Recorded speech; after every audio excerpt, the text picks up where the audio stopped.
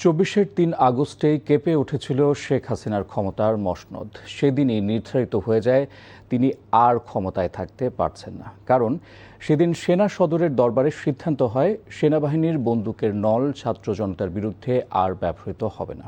জুলাই আন্দোলনকারীদের পক্ষে রাস্তায় নামেন সাবেক সেনা কর্মকর্তারাও। সবার সম্মিলিত প্রতিরোধের সেই দিনের কথা তুলে ধরছেন নিয়ামুল আজিজ সাদিক। ফ্যাসিস্ট হাসিনার নড়বড়ে গদি ঠেকাতে পুলিশ, র্যাব, বিজিবির পর সেনাবাহিনীকে ডাকা হয়। আন্দোলন ঠেকাতে হেলিকপ্টার থেকে গুলি, মরণঘাতী অস্ত্রের ব্যবহারেও সুবিধা করতে পারছিল না সরকার। সারা দেশে ডাকা হয় কারফিউ।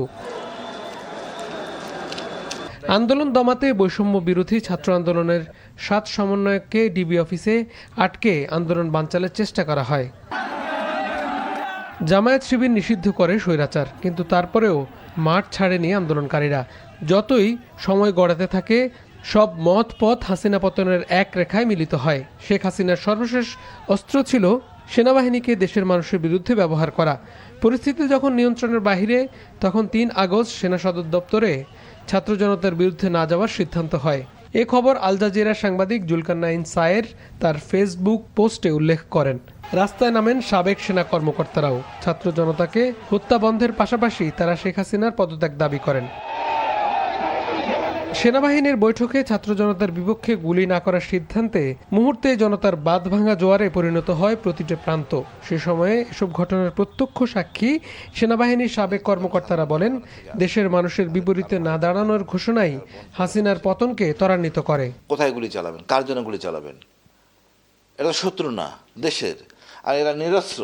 কতক্ষণ এই যুক্তিটা কতক্ষণ টিকবে না তো। এই বিপ্লবের মধ্যে সেনাবাহিনীর অবদান অনেক।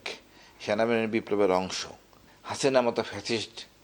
এখানে তো ডিজিএফআই এসে প্রচণ্ড হুমকি ধামকি কত কিছু করছে, বাট মহান আল্লাহ সর্বশক্তিমান। ছাত্র জনতার উপর গুলি না চালাতে তাদের পক্ষে ফাঁকা গুলি ছুটতে দেখা যায় সেনাবাহিনীকে। এরপরই পরিস্থিতি সরকারের আওতার বাইরে চলে যায়। যদিও তখন পুলিশ সহ বেশ কয়েকটি বাহিনী মারণাস্ত্রের ব্যবহার করছিল। ছাত্রদের পক্ষে সেনাবাহিনীর সাবেক সদস্যদের নিয়ে রাওয়া ক্লাব থেকে নানা কর্মসূচি দেয়া হয়। সে আন্দোলন কিভাবে সংগঠিত হয়েছিল সে কথা জানান সাবেকই কর্মকর্তা। সেনাবাহিনীকে অনুরোধ করি যাতে তারা নিরীহ মানুষের উপর আর নিজেদের টাকায় কেনা গুলি না বর্ষণ করে। এতে কাজ হয়েছিল। অনেক মিলিটারি অফিসার অবসরপ্রাপ্ত আমরা ঘোষণা দেই হাসিনার বিরুদ্ধে এবং সেনাবাহিনীকে অনুরোধ করি তারা যাতে আর হাসিনার পক্ষ অবলম্বন না করে। 3 আগস্ট সেনাবাহিনী পক্ষ ত্যাগ করায় হাসিনা ক্ষমতা থাকতে পারবে না বুঝতে পারে তার পরিবার সদস্যদের দেশের বাইরে পাঠিয়ে দেয়। 5 আগস্ট হেলিকপ্টারে চড়ে ছোট বোন শেখ রেহানাকে নিয়ে দেশ ছেড়ে ভারতে পালিয়ে যায়। Niamul Aziz Sadiq, NTV news, Dhaka.